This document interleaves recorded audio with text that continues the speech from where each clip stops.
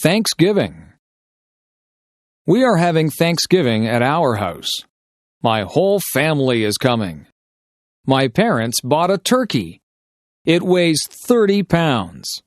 It takes a long time to cook. My mom wakes up early to cook the turkey. I clean the house with my dad. The house smells good. We help Mom in the kitchen. I peel potatoes and carrots. My dad makes pumpkin pies. My mom cooks squash. I help my mom make stuffing. I mix the bread and spices. We make good stuffing. It goes inside the turkey. We put on nice clothes. I set the table. My dad carves the turkey. My mom makes the gravy. Our relatives arrive.